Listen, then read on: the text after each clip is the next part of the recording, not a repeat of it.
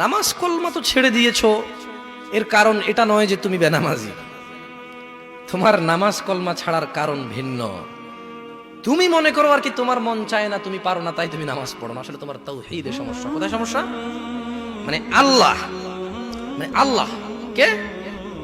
আল্লাহ তিনি যে তোমার হিসাব নিতে সক্ষম এবং তিনি যে তোমার হিসেব নিবে, তুমি এটা পরিপূর্ণভাবে বিশ্বাস করো না, তাহলে তো তুমি নামাজ পড়তে। তুমি মনে করো আর কি তুমি নামাজ পড়ছো না, তুমি গাফেল।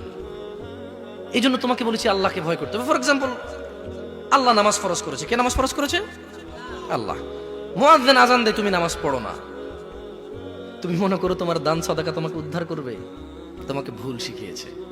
আমি মানুষ, ছোট হতে পারি। শোনো, জোর জবরদস্তি করে কিছু কথা আমাকে শুনিয়েও দিতে পারো, এখান থেকে নামিয়েও দিতে পারো। বলছি না তোমরা নামাবা, বাট এটা পারো। তবে মনে রাখবে, কথা যেটা বলে সেটা উল্টাতে পারবে না। কেন পারবে না জানো? কারণ এই কথা উল্টানোর জন্য তোমাকে কথা থাকতে হবে। মনে রাখবে, তোমার দান সাদাকা হিসেবই হবে না। তুমি কি মনে করো হিন্দু লোককে আল্লাহ প্রশ্ন করবে কিয়ামতে, এ হিন্দু, এতগুলা বুতকে পূজা করছিস, ঠিক আছে বল নামাজ কেন পড়িসনি? ও তো মুশরিক। বুঝুনি মনে হয়? এটা স্কুল, এটা স্কুল। এখানে আমি পড়ি না, আমার কি পরীক্ষা হবে? আমার কি পরীক্ষা হবে? বুঝে দিতে পারিনি মনে হয়।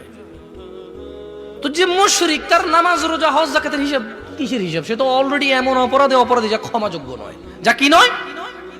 ক্ষমাযোগ্য নয়।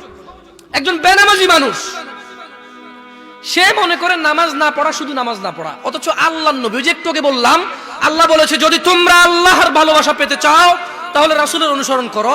রাসূল বলছে যে নিশ্চয়ই কাফের এবং মুশরিকের মধ্যে আর আমাদের মধ্যে পার্থক্য হচ্ছে নামাজ।